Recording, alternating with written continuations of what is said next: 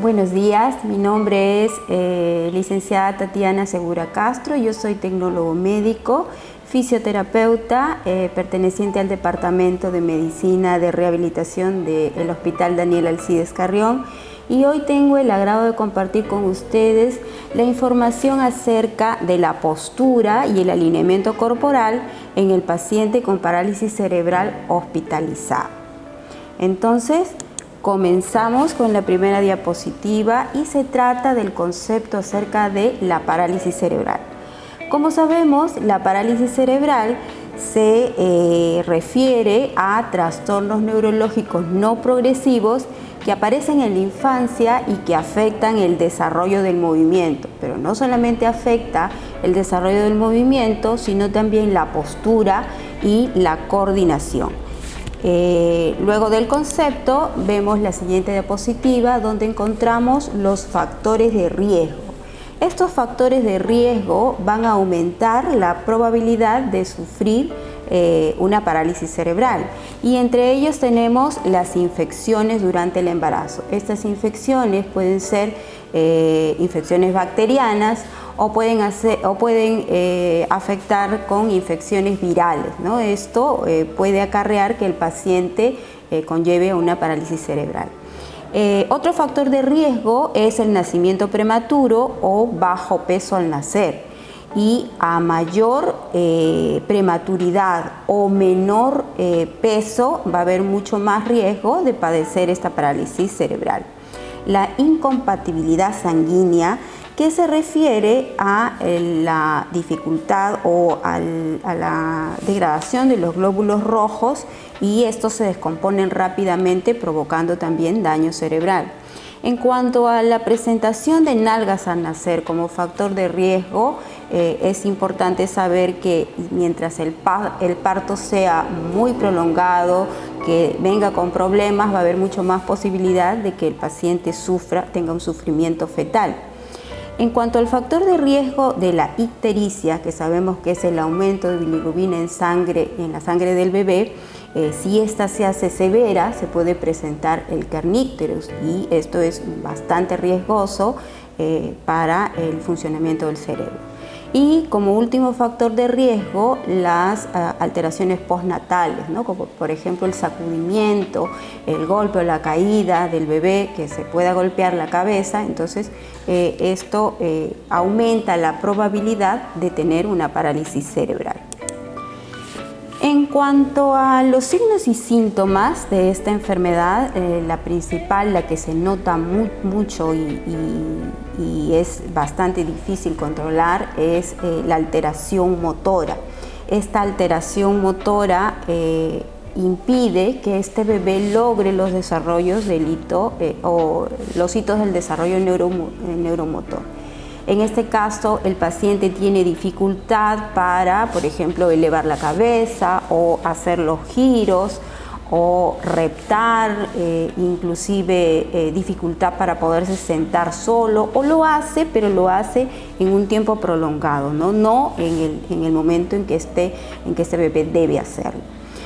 Otro signo y síntoma, tenemos la epilepsia. Esta epilepsia es causada por la alteración de la actividad eléctrica cerebral producto de este daño neurológico.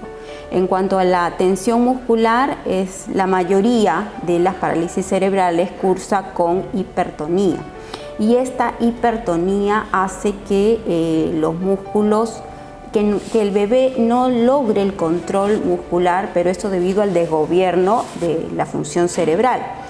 Estas tensiones musculares provocan posturas anormales que, si no se controlan a la larga, van a traer problemas. Otros signos y síntomas es la atetosis y la ataxia. Esta atetosis y esta ataxia provocan dificultad en el movimiento, movimientos repetitivos, dificultad en el equilibrio, que hace que el movimiento no sea adecuado, ¿no? sea diferente. La siguiente diapositiva habla acerca de la clasificación de la parálisis cerebral. Y esta clasificación es según el tipo de parálisis cerebral. Aquí encontramos 4 tipos. La parálisis cerebral espástica, que cursa con la hipertonía y el aumento de los reflejos osteotendinosos. La parálisis cerebral discinética, caracterizada por movimientos distónicos que afectan también la marcha. La parálisis cerebral atáxica, cuya marcha es titubeante, falta el equilibrio aquí también. Y en menor proporción, las parálisis cerebrales de tipo hipotónico, donde se observa una disminución del tono muscular, pero además también se presenta una hiperreflexia, ¿no? Un aumento de los reflejos. Existe otra clasificación de la parálisis cerebral según su grado de dependencia y se clasifican en grave, moderado y leve. Cuando nosotros tenemos una parálisis cerebral grave, debemos de saber de que el paciente no va a lograr hacer todas las actividades de la vida diaria y va a necesitar asistencia y muchas veces completa, ¿no? Porque esta parálisis es grave. En cuanto a la parálisis cerebral moderada, podemos observar nosotros que el paciente va a necesitar apoyo en algunas actividades de la vida diaria, pero también podría necesitar ayudas biomecánicas que limiten o que impidan justamente las malas posturas. En cuanto a la parálisis cerebral leve, nosotros podemos observar en este tipo de parálisis de que aunque los movimientos que realiza este paciente son torpes, mantiene la independencia o la funcionalidad en cuanto a las actividades de la vida diaria. Y ahora vamos con la postura.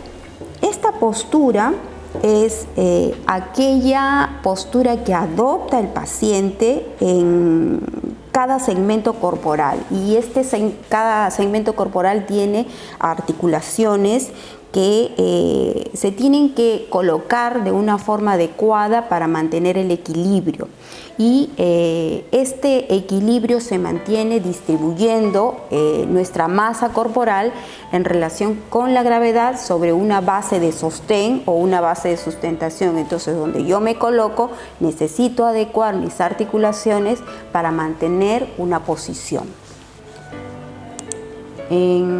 Existen 2 tipos de posturas: la postura dinámica y la postura estática. Esta postura dinámica es aquella que el individuo adopta en cada segmento corporal con la finalidad de lograr el equilibrio y mantener el cuerpo en movimiento. Por ejemplo, si yo quiero correr o si yo quiero saltar, necesito colocar mis articulaciones de forma tal de que al momento de realizar la actividad no me caiga.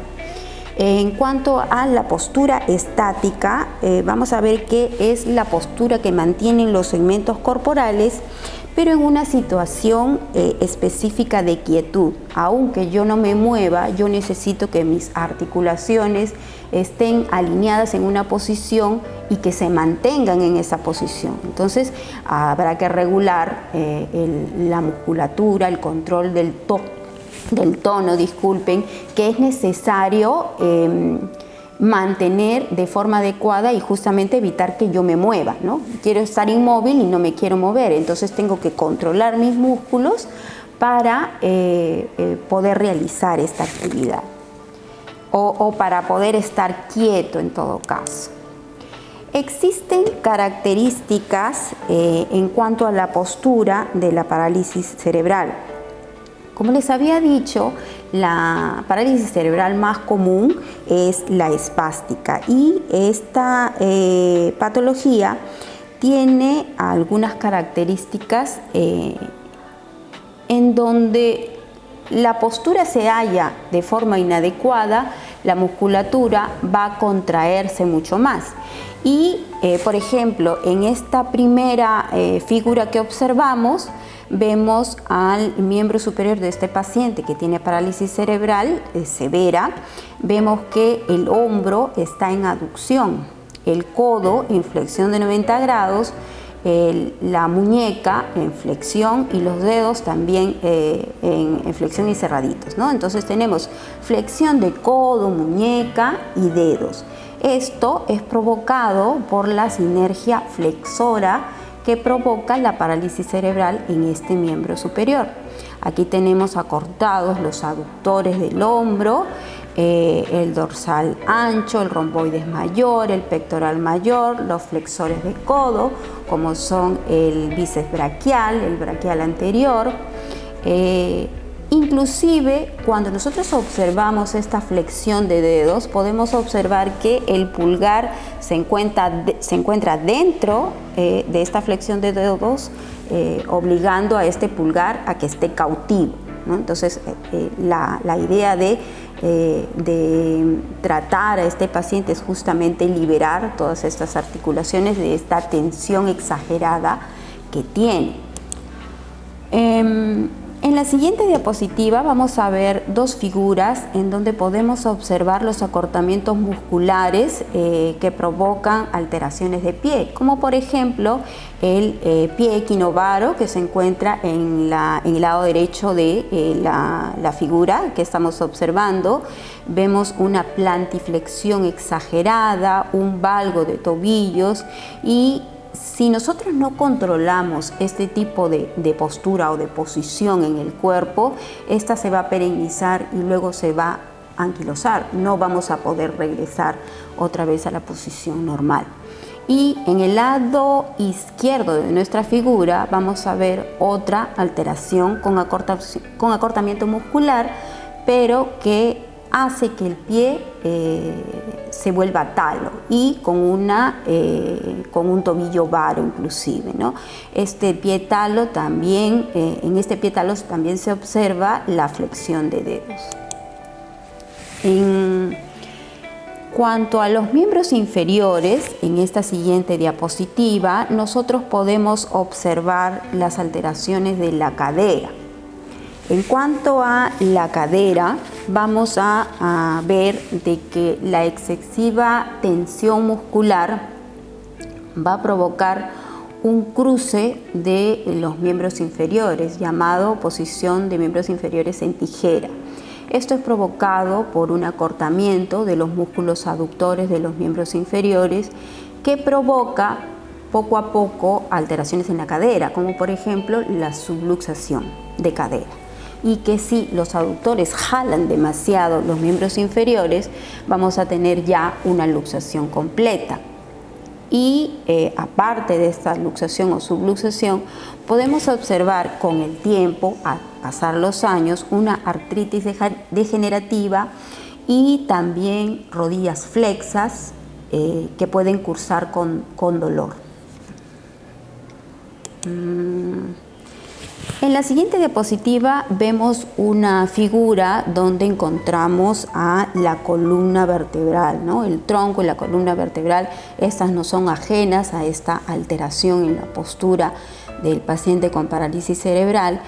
Y aquí podemos observar alteraciones no solamente en el cinturón escapular, donde vemos que en el lado izquierdo de la escápula está alada.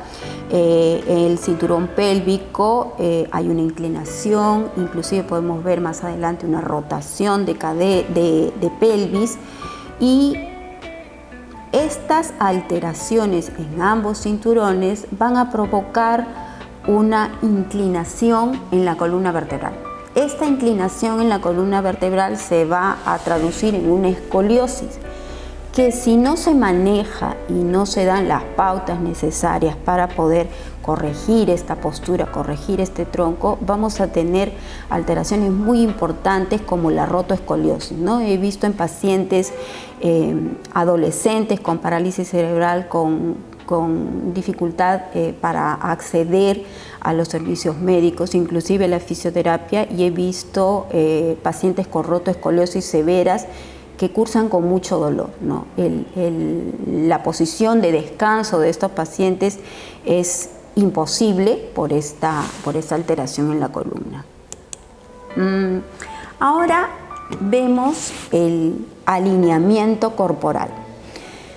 ¿Y cómo está relacionado con la postura? Resulta que el alineamiento corporal, disculpen, es la organización geométrica de las partes del cuerpo relacionadas entre sí. Esta buena alineación corporal resulta de la correcta postura de las articulaciones. La buena alineación promueve el equilibrio óptimo y la máxima función del cuerpo. Entonces, si yo alineo mi cuerpo de forma adecuada, entonces voy a tener el equilibrio y voy a mejorar la función de este si es que yo me quiero mover. Y hablando acerca del concepto de la alineación corporal o del alineamiento corporal, vemos entonces que la postura inadecuada en este paciente con parálisis cerebral impide pues este alineamiento corporal. Los dos van relacionados. Entonces, si yo tengo una postura inadecuada, voy a tener un alineamiento corporal inadecuado. Pero esto es generalmente provocado por la alteración motora. Eso quiere decir, en esta exposición vamos a ver la alteración del tono muscular en forma de hipertonía. Pero no solamente es el tono, sino también hay alteraciones sensitivas de tipo táctil, de tipo auditivo y de tipo vestibular. Entonces es un complejo que va a ocasionar este tipo de alteración. Como sabemos, cuando el paciente con parálisis cerebral se encuentra hospitalizado, vamos a nosotros a utilizar diversos personal de la salud que va a atender a este paciente, cuya principal función va a ser tratar de devolverle la funcionalidad a este paciente, claro, dentro de lo que se puede, ¿no? Dentro de lo que el paciente logra desarrollar.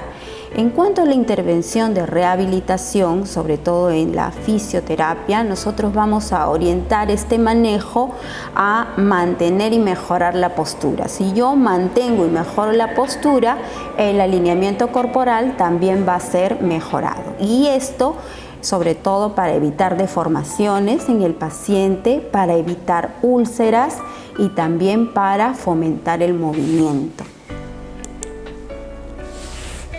Entonces, dentro de hospitalización, lo que nosotros debemos brindar a este paciente es una correcta posición y un correcto apoyo en las posiciones que adopte el paciente. Generalmente, mientras el paciente está hospitalizado, puede estar en decúbito dorsal, decúbito lateral o en posición sedente.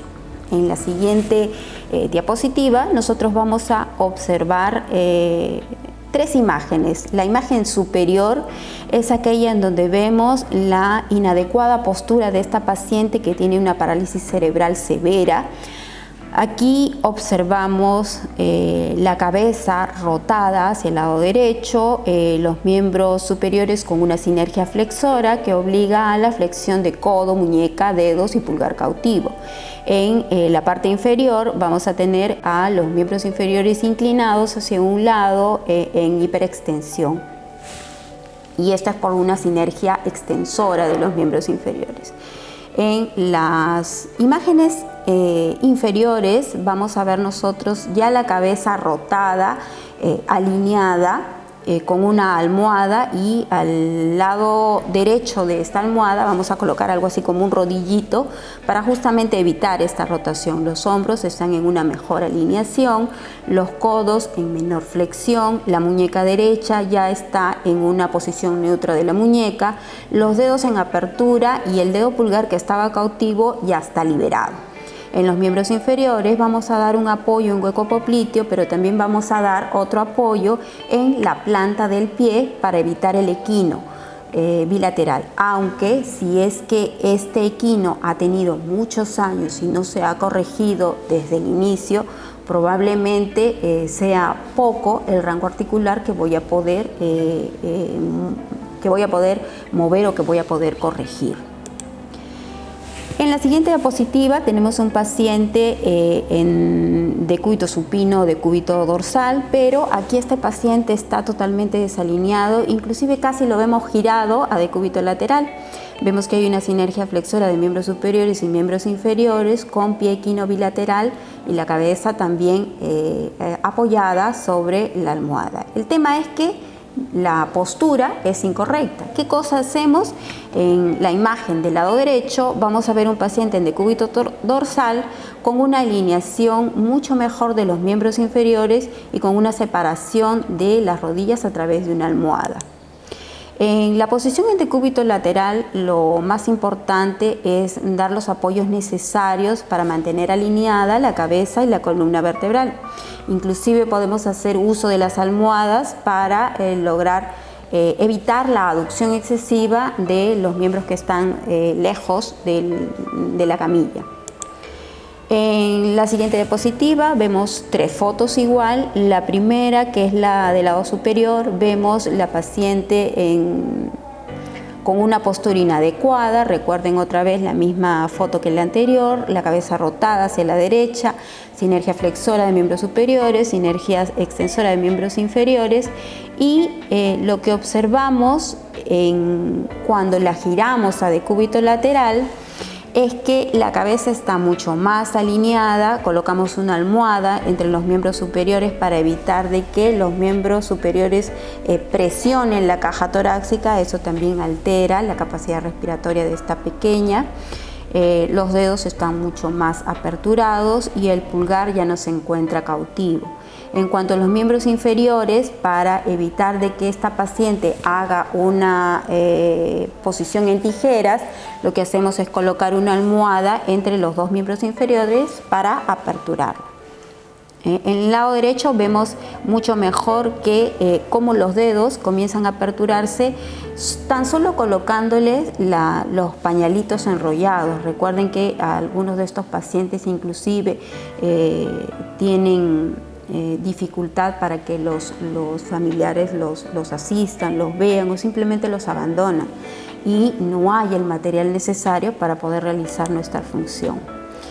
En la posición sedente en esta paciente es bastante difícil porque es una parálisis cerebral severa la que esta pequeña tiene. Entonces lo que opté fue proceder a hacer una posición sedente sobre la camilla en semi-Fowler, que puede ser a 30 grados o a 45 dependiendo de lo que la pequeña soporte. Otra vez vemos en el lado izquierdo una figura totalmente desalineada, con la cabeza rotada, sinergias flexoras de miembros superiores que no logran una buena movilidad de esta paciente. Después de la intervención fisioterapéutica, en donde vamos a controlar la postura y la alineación, vamos a girar la cabeza con el mismo rodillito, y esto solamente se realiza con una sábana. Se mejora la flexión de codos, se apertura un poco más, se aperturan los dedos, los miembros inferiores tienen un apoyo en el hueco popliteo que va a servir para darle descanso a estos miembros inferiores. Y por último, los materiales que nosotros vamos a utilizar para mantener esta postura y alineación corporal son los comunes y los típicos que nosotros tenemos en casa. Pero aquí en el hospital el uso de la camilla hospitalaria de 3 cuerpos es muy importante para poder nosotros, si es que no hay el material necesario, por lo menos la elevación de cada cuerpo pueda mantener un alineamiento adecuado del paciente. El colchón antiescaras es bastante importante si es que, por ejemplo, el paciente tiene muy bajo peso y los rebordes óseos van a tener mucha presión sobre la colchoneta o el colchón de la camilla. Las almohadas, que pueden ser de todo tipo, pueden ser cuadradas, rectangulares, en forma de caramelo, inclusive las almohadas cervicales son de muy buen uso para nosotros. Las sábanas, que podemos envolver en forma de rodillitos, o las toallas, inclusive si no hay sábanas utilizamos las toallas, y las férulas que podrían tener los pacientes si es que de antemano ya ellos han usado antes este tipo de férulas o han tenido una intervención fisioterapéutica, ¿no?